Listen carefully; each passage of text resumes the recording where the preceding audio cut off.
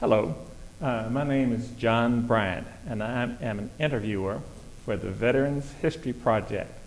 We are at the main library in Cincinnati, Ohio, on March 13th, 2013. And today we're speaking with Mr. Charles Williams. Mr. Williams, can you tell me a little bit about what you were doing prior to your enlistment and why you came to enlist? Well, prior to my enlistment, I was a student at Dunbar High School in Little Rock, Arkansas. Mm-hmm. And Dad had moved us from Louisiana to Little Rock in 1944. And they put us all back one grade. I happened to be in the 5th grade when I left Louisiana, mm-hmm. but I was 4th grade in Little Rock. Mm-hmm. So I was a little bit behind. Mm-hmm. And I turned 18 in 1950, mm-hmm. April of 50, and the war broke out in Korea in June of 50. There was a young man by the name of Dover Hayes who went in the Army in 1949. Mm-hmm. And I may be ahead of myself, but he was in that first offensive in Korea, and he froze to death. Mm-hmm. And that's what caused me to enlist in the Navy mm-hmm. instead of the Army. Yeah. So you enlisted in the Navy? Yes. And where did you do your basic training? San Diego, California. San Diego, California. Yeah. So you went from Little Rock to San Diego to do your basic training. We left on a troop train, March the 9th, 1951. Mm-hmm. Yeah, they still had troop trains in those days. Right. And so then you got to San Diego. Yeah. And did you have any idea what you wanted to do in the Navy, or what your MOS would be or might be? Well, let me back up and tell you this first. Okay. My buddy and I, a young man by the name of Mac Tate, was going to go in under the buddy system because, see, I had been classified 1A, and so I knew I wasn't long before they were going to call me to the Army. So we enlisted, and they put our name down.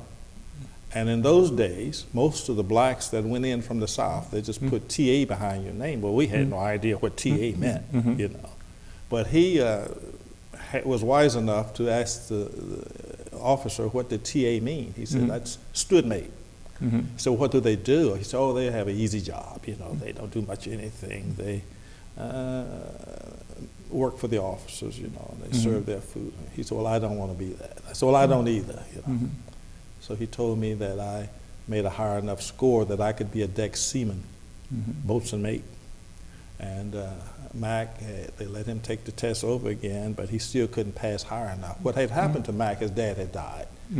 And his dad, he had to quit school and help take care of his mother. But I had to leave him because I was a year older than he was, and because the Army was after me. So I got a chance to be a deck seaman. But the story is, back in those days, most blacks that went in from the South, whether you were college educated or not, they put TA behind your name, and you had no idea what TA meant. In fact, it seems to me that the Navy sort of had a reputation as being behind the Army in terms of accepting. That's right. That's right. So you chose the Navy over the Army. That's right. Because of the person that had frozen to death. That's right. That's right. That's right. When you finished your basic there at San Diego, yes. What kind of additional training did you get? Well, basic training, you get a little bit of all kind of training, you know, you get a lot of sea survival and that type of thing for how to put out fires. And because they instill in you that if the ship catch a fire, there's no such thing as you can't put it out. You got to put it out because there's nowhere else to go, okay? So basically that's what it was, but later on I got to be a fireman. We wore red stripes instead of the 3 red stripes, instead of the 3 white stripes. And so I got to be a damage controlman. And we were responsible for fires, weighing the CO2 bottles, making sure that you had all of the gear that could repair the ship in case there was an explosion or anything like that, showing up the ship, But that was basically what I did. It was more or less firefighting and repairing ships in case something happened to them. President Harry Truman Yes. had issued the order to desegregate the military. Yes. Did you in the late 1940s? Right. So 48, I that think. so that the Korean conflict was essentially the first time that there had been a truly integrated That's right. fighting force. Yes. Were you aware of all of this, and what impact did it have on you as a Navy man? Well, at first it really didn't have an impact. Well, it did in a sense, because when I was first enlisted in Little Rock in March the 9th, 1951, there was 30 of us. There was about 2 blacks. A boy by the name of John Roan was the other black, and myself, and the rest of them was young Caucasian boys. And we were all, it was in the morning, so we all sworn in, and we were to leave that night at around 11 o'clock on the Rock Island line, going from Little Rock to San Diego. Well, really, Little Rock to train took us to L.A., and the bus came up to San Diego and picked us up. But the gentleman told us, the officer that swore us in, said, well, you all are all under, we're responsible for you from this point on. This is in the morning, but we're not going to leave till that night. So he said, I'm going to give you all meal passes, because they had contracted with a company, a catering outfit, or a cafeteria, I suppose, for us to feed us. So we all went around to the, on Commerce Street, I think it was, to eat. And the black guy and myself, we had to eat in the kitchen. The boys ate in the dining room. Maybe because you were no longer basically operating within the military. That's right. That's you were right. in civilian life. That's right. And That's right. Under the control That's right. of the state law. That's right. Okay. And as long as we were in the South, when we were on the train, we had a diner car where we could eat. We had a Pullman where we could sleep every night. We all slept together on the train. But once we got off the train in the South, we had to go our separate ways. And it's a little funny, because as long as we were in the South, we were fine. Got to California, it was different. Anywhere north of the Mason-Dixon line, you could all go together. But I remember Norfolk. We had to go down Church Street. Younger guys, they went down Granby Avenue, stuff like that. And Church Street was off limit to the white sailor, and what really struck me years later was the fact that we were fighting for our freedom. Overseas, we could go together anywhere we wanted to, but in the States, we couldn't do it. And that was just baffling to me, even to this day. Things are much better now, but they wasn't in my day. So we've gotten you to San Diego. Yes. Where did you go from San Diego? From San Diego, after I got out of basic training, I went home on a 14-day basic, boot leave, they call it, and back to San Diego. And from San Diego, we went up to Long Beach, California. And we, there were just, hundreds and hundreds of ships in mothball from World War II. And they were putting them back, and they were recommissioning those ships. And I went aboard the destroyer, and that's where I was for the next 3.5 years. So you didn't do all of your service there? No, the ship ship left San Diego. After they refitted the ship in '51. We left, and our home port became Norfolk, Virginia. Okay.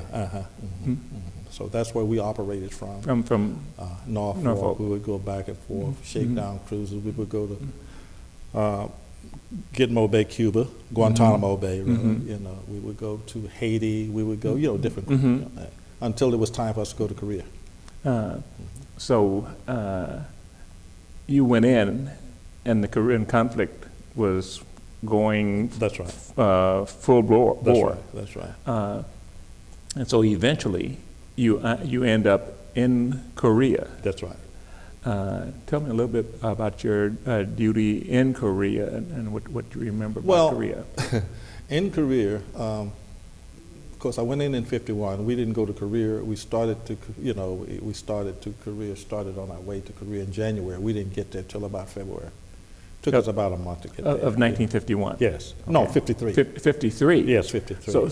So you got there as the war was basically winding down. That's right, that's right. You were not there in sort of the heat of battle. Well, we got there in March, and it was over in, I think, somewhere around June or July, somewhere along there, yeah.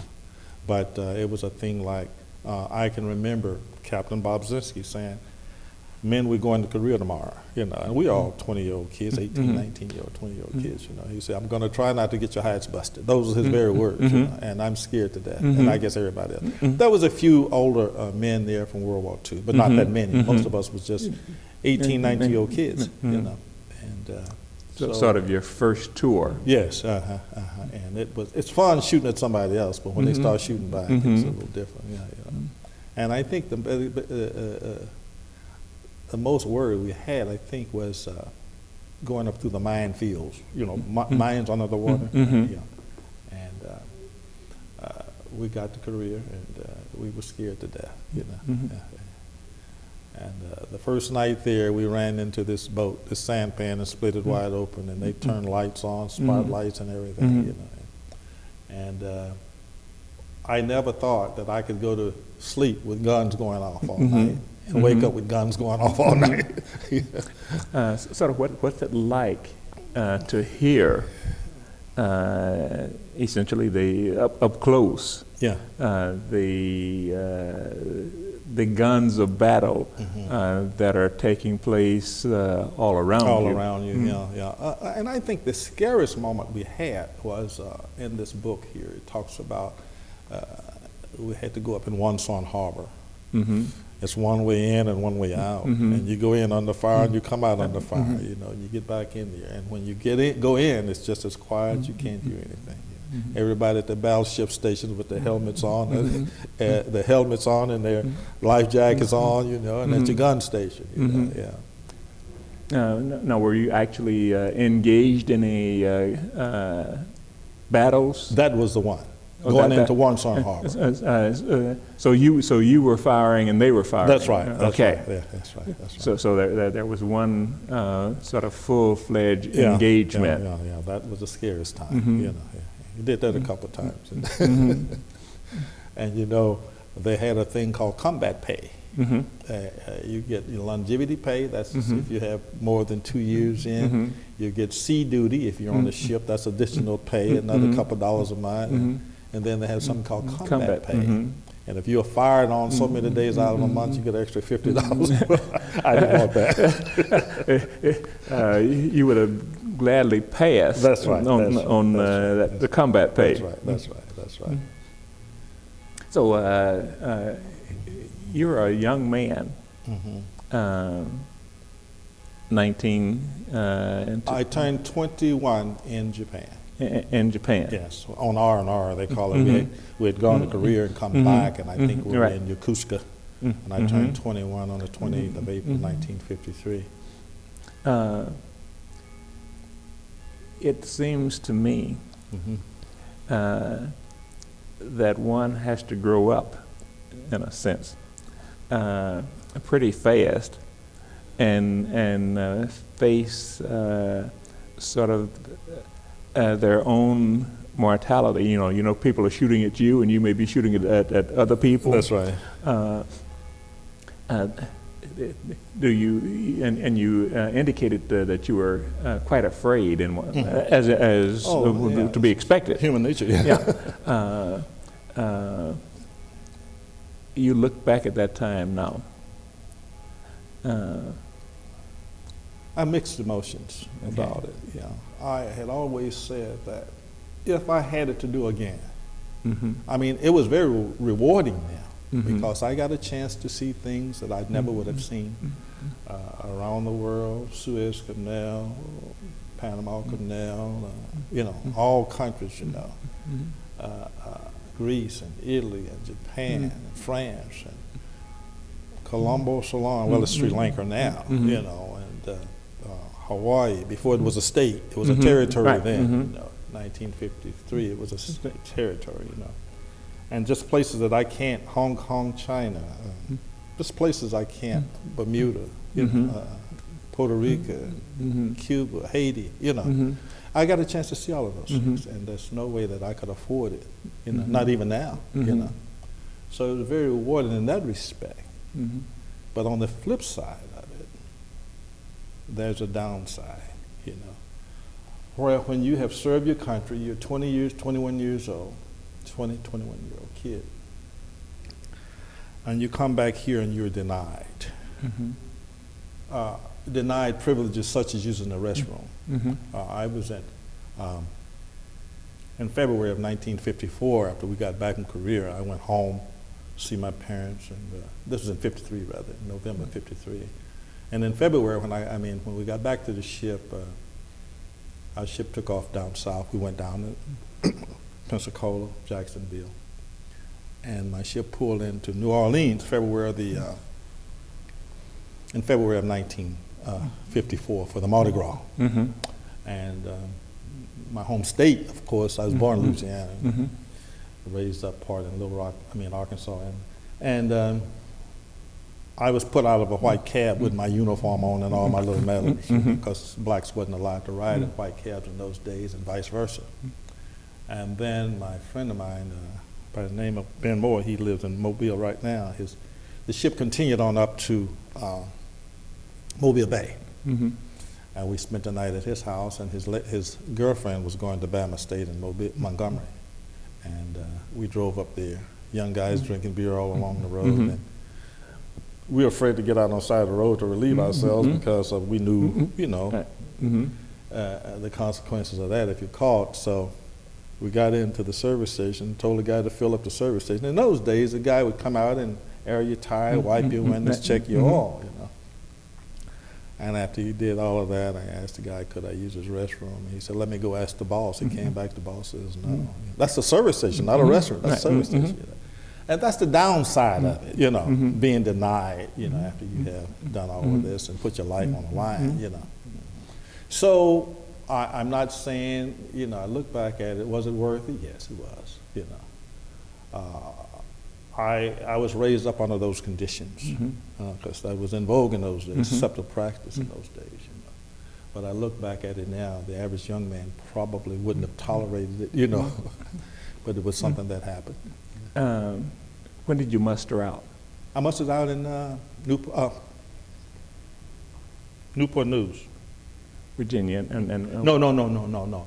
I mustered out in Rhode Island. Rhode Island. Yeah, Newport, Rhode Island. Okay. Yeah, 1955, February 2nd. So you did one tour, or did you re-enlist? No. I didn't re-enlist. I was recommended for re-enlistment, but I didn't. But you chose not to. I chose not to. I tell you what happened. When I left, when I went home in '53 on my, after I got back from Korea to visit my parents, I met a young lady there that was going to Dunbar Junior College, and we got to talking. And after she finished college, she had some sisters lived here down on Bay Miller, and she was going to junior college, so she came up here and went to work and didn't want to go back. So I tried to talk her into going back to Little Rock, finishing up school, and she says no. And so when I got out, I came here. I came here February 3rd, 1955. I couldn't get here fast enough. I caught a plane. I rode down to Philadelphia with a young guy that was being discharged, and caught a plane, DC-4, from here to from Philadelphia here. $38 for the ticket on the DC-4. Yeah.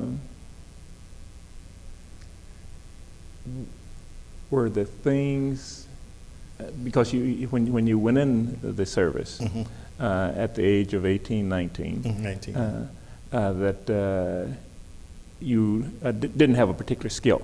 No, no. So you learned some skills in the Yes, we did. I did. in the Navy. Yeah, I did pick up some skills.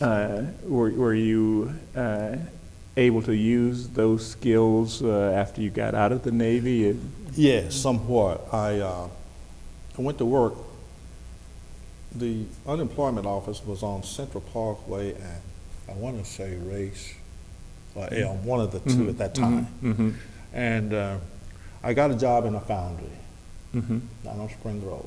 It's out of business now called Cincinnati Die Casting Company. Mm-hmm. And in the Navy, I was connected, my division was the ship fitter shop. Mm-hmm. So I learned a little welding, Mm-hmm. a little plumbing, a Mhm. little of this and a little of that, Mhm. you know. So I was able to use some of those skills there. So the skills that you learned in the military Helped me. helped you once you got out of the military. Yeah. But it was really your heart I suppose so. that brought you to Cincinnati. Yeah, right. That brought me to Cincinnati. Yeah.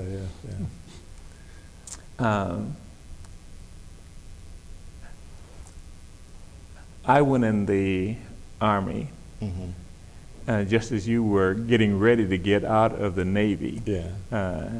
I went in 1954 Okay. and in the Army Uh-huh. and got to Korea in December 1st of 1954 and stayed there till 1955. So, Long time. well, just as because the armistice had. Oh, 54, 55. Okay. Yeah. Okay. So I was there for the 1 year. Mm-hmm.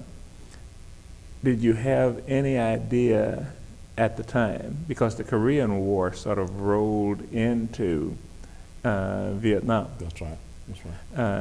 Did you have any idea of any of that while you were still in the No, Navy? I had no idea. I thought that was probably going to be it for a while, as far as, our involvement in, military warfare, as far as the United States is concerned, Right. because they signed the armistice agreement or something, it never.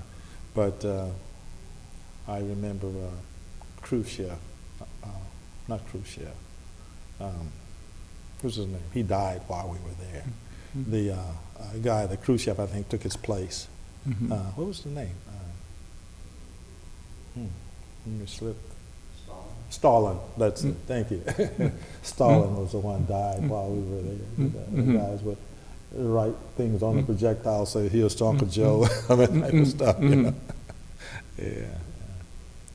But no, I never imagined, that. What would sort of roll into? Yeah, it really did, because I think somewhere around 59 or somewhere 60, somewhere we were sending advisors over there. The first group went over there as advisors. Well, actually, as I was leaving Korea in 1955, Okay. they were talking about sending in fact, they were talking about the possibility of extending our tour because we're starting to send advisors into Southeast Asia. It was not yet called Vietnam, but Southeast Asia, and Dien Bien Phu had fallen and all of that. Well, you're right, because I remember some of the guys was getting what they could see. I went in and Truman was president. When I came out, Eisenhower was president. And some of those guys was being extended. They were calling them Eisenhower year, Right. And I had vowed if I had an Eisenhower year, I would never come out. I would just make a career out of it, because I'd given them 4 years already. Right. Yeah. But I enjoyed my military time. It was like I said, very rewarding, and I couldn't put a dollar amount on it, And it was an education within itself, You got to see how all the countries and cultures, how they live, But I wouldn't. Now, obviously, you were fighting when you were in Korea. Right. So you were not seeing any of Korea basically, other than from a military standpoint. That's right. You had some R&R time in Japan. That's right. And had some opportunity to see sort of up close, Right. a different kind of culture, and That's right. even though it was interesting because you were in Japan within 10 years after the dropping Of the war, right? Dropping of the bomb. Yeah. Did you have any awareness of that or any sense of that No, as you I really interacted didn't. with? I really didn't. Mhm. You know, the only thing I can remember is, you know, about the war. My dad used to listen to the news religiously Mm-hmm. in the 40s, Mm-hmm. and all of us kids, we had to be quiet, you know. Mm-hmm. And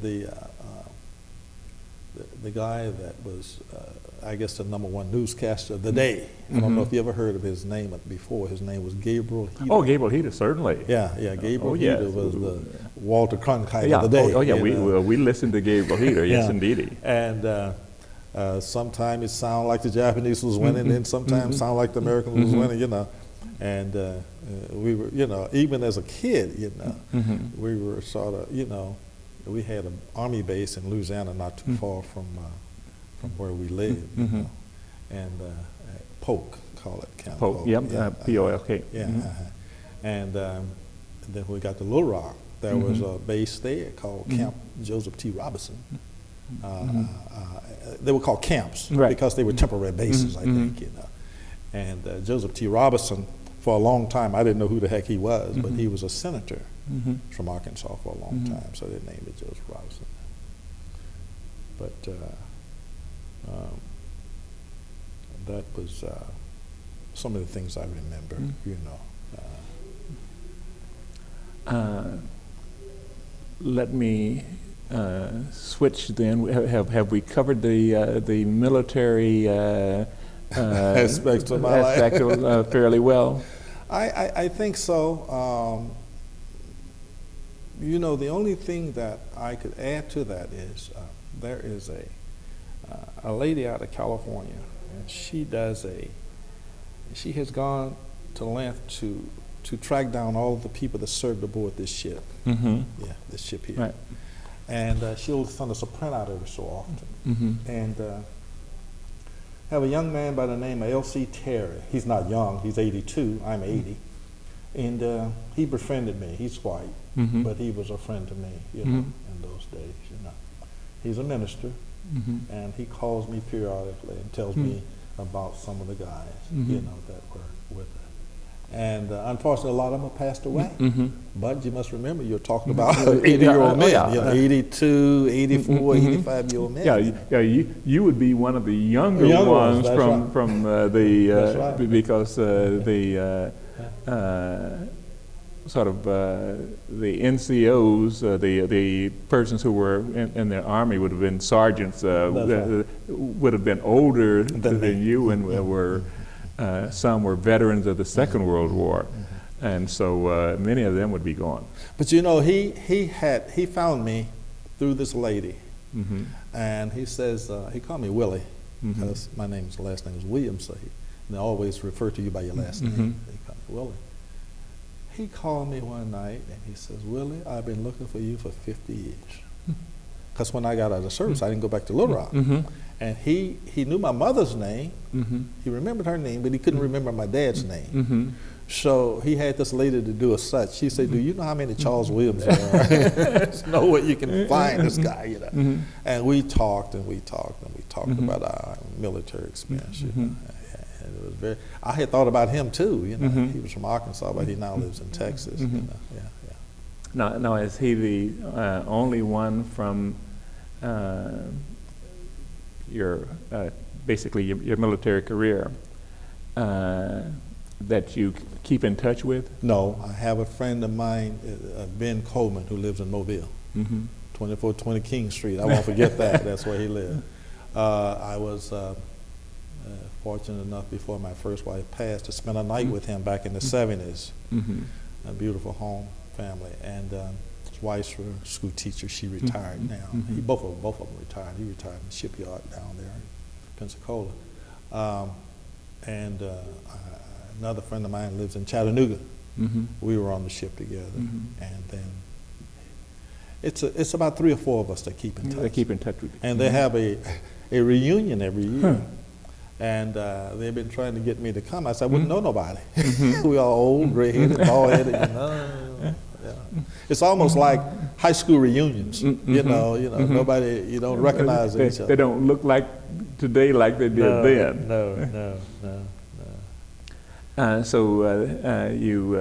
Your heart brought you to Cincinnati. That's right. And you've been here Ever since. 58 years, yeah. You have a relative, I'm not sure how close he is, that played basketball. Yeah. Jumpin' Johnny Green? Jumpin' Johnny Green. Yeah. Did you play with him? Against him? Never played against him, even though we were in the same tournament at the same time. The Dixie Classics in Raleigh, North Carolina in 1959-60. And had the same. No, this is college. This is college, but had the same. He was at Michigan State, right? And we were at the University of Cincinnati, and had the same kind of problem. Even then, that you talked about in terms of not being able to stay in hotels in downtown Raleigh. So the two teams that had the black players, UC and Michigan State, had to stay in separate quarters while all the other teams stayed in hotels in downtown Raleigh. So, I remember once when Johnny had gone into the Marines and did 4 years. Then he came out of Marines and did 4 years at Michigan State. So when he became a rookie, he was an old rookie. And I remember he and my wife was really first cousins. They were sisters and brothers' children. And his mother lived in Dayton. He went to Dayton Dunbar. And I don't think he ever played basketball in high school. I don't think he did, But anyway, my wife fixed a meal for him one night, invited him out, and he went back that night. Man, he wasn't a big scorer, He could jump and rebound. Jumping Johnny. I think he went out that night and scored about 20-some points. I haven't heard from him for a while. I know once he retired, he lived in New York and had a couple of McDonald franchises. So I don't know. Haven't been able to get a hold of Johnny lately. And I've not heard his name mentioned in recent years. Right. But interestingly enough, and this is beside Johnny and the Navy and all that, but when we got to Little Rock, I met some interesting people. Daisy Bates, you remember that name? Yeah, I knew her personally.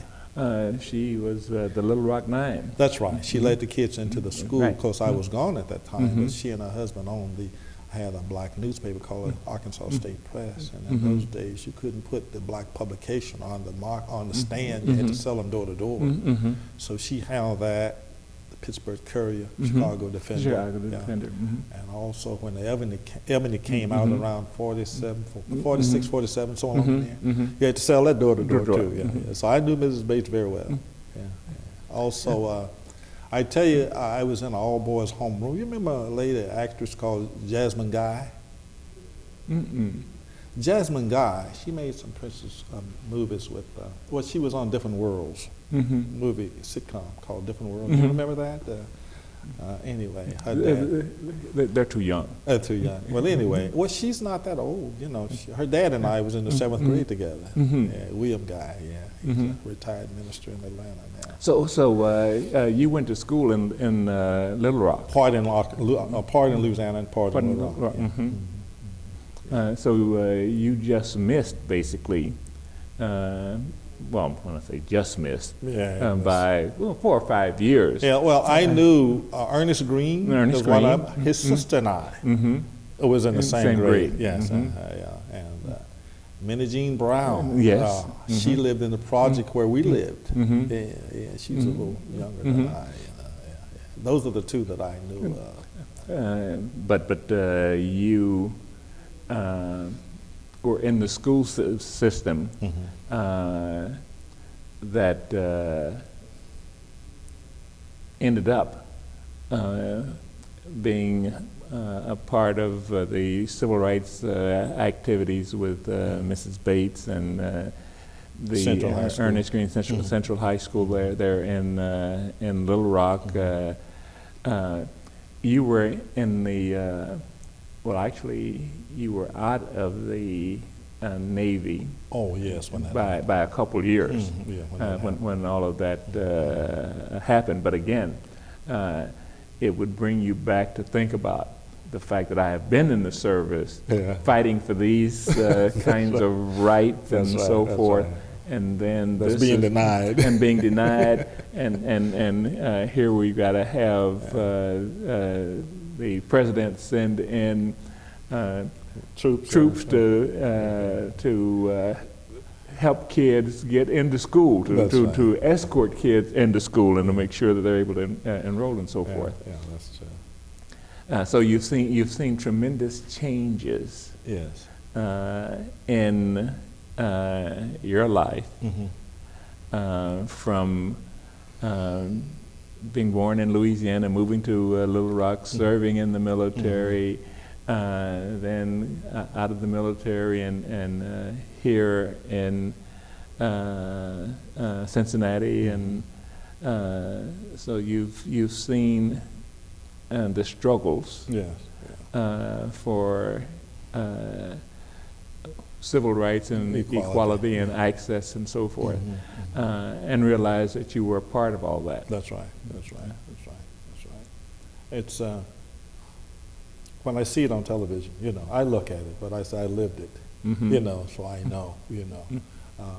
The average kid doesn't realize, you know, what took place, what brought them to this point, you know. A lot of people had to sacrifice, had to die, and that type of thing, you know, both black and white, you know, for them to arrive at this point. Somebody brought us to this point, you know. And my children, you know, I heard a saying years ago a man made. I don't know if you knew a young minister out of Columbus by the name of H. Beecher Hicks. And he said, small credit is due a man who stopped where his father fell. And your kids are really an extension of you, whether you like it or not. Yeah, so, but I didn't do what I could have done. I still regret the fact that I didn't graduate from college. You know, my family really never pushed it, because my dad was like a 4th grade scholar, my mother probably 7th grade, and as long as you could read or write and, you know, that type of thing, that was sufficient, you know, because they never figured you were going to do much more than manual, you know, labor. You know, that was their thinking. I was a little different when my kids came along. They said, as long as you stay here, you're going to school. You know. My oldest girl graduated from U.S.S at 20. My youngest girl went in the Army, and she didn't realize her potential still old late in life.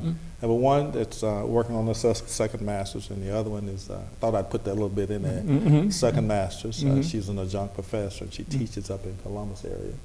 And my youngest girl's a registered nurse. So I'm proud of the fact that they, you know, and my grandson finished Ohio State, so he lives up in New Albany, Ohio. And yet they're standing on your shoulders, and standing really on their grandparents' shoulders, even though they may not realize it. I tell them all the time. I tell people they stand on their mother. Their mother was smart. I was. They are still standing on your shoulders. Okay, all right. And their mothers, of course. Just the fact that you came through, what you came through, with dignity. I hope. I hope. Yeah.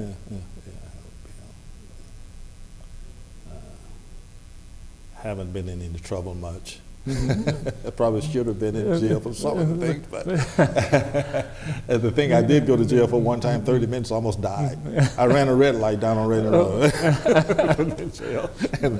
And those days they didn't have computers in the cars, you know. I left my license on the other job, you know, going to another job, you know. Oh man, I tell you, that was something. I tell you, I don't know how somebody can stay in jail 30 days or 30 years. I don't. That's It's- crazy, you know. Yeah. Yeah. Anything else you'd like to say? Well, there's a whole lot. I guess I could say, but I mean, it depends on what area you're talking about or what. I wound up leaving the foundry after about 9 years and going to work for the government. So I carried mail for 26 Okay, years. so you're a mail carrier. Yeah, I'm a retired. I retired in '90. Been retired 23 years, and that's what I wound up doing. You know, my kids are all well. You know, my first wife, deceased, of course, about 30 years ago, and she worked down at the welfare as a caseworker. So that's about as much as it's a lot, I could say about life, but I don't have too many regrets. The only major regret I have is I didn't go. I attended UC briefly, so brief I don't like to tell anybody that I went. I went down to after I left school in 11th grade. When I came back here, I went to Taft and finished up got my degree because my wife said, you need to have a degree. I didn't think I needed a degree. Working for the post office, I didn't need no degree. And so I did go on and finish school. I did that. And like I said, I went to UC briefly. So you took a course at Xavier for photography.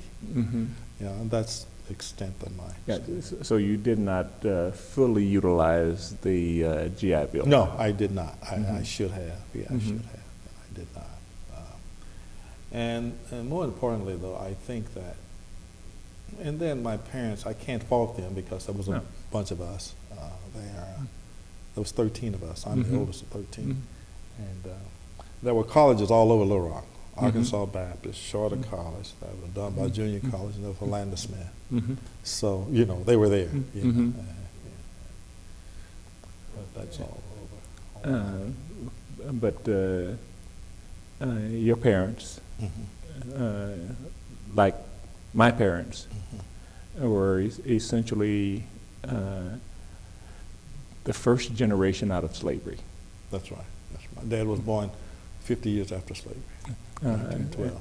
And your grandparents very well may have been. My grandfather was born in 1884.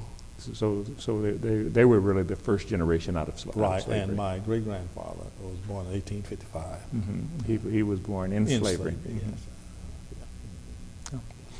That pictures all of those people. Oh, really? Well, I was grown and married and had all my grandparents. And my mother was a Williams and married a Williams, so all my grandparents were Williams, so it's hard to separate them. Mr. Williams, sir. Yes, sir. Thank you ever so much on behalf of the Veterans History Project and the main library of Cincinnati, Ohio. I'm glad to share that. And then I can, for posterity's sake, I can pass this on to my kids and grandkids. So, Dad, you should write this stuff down before I die, and all while you can still remember it. Yep.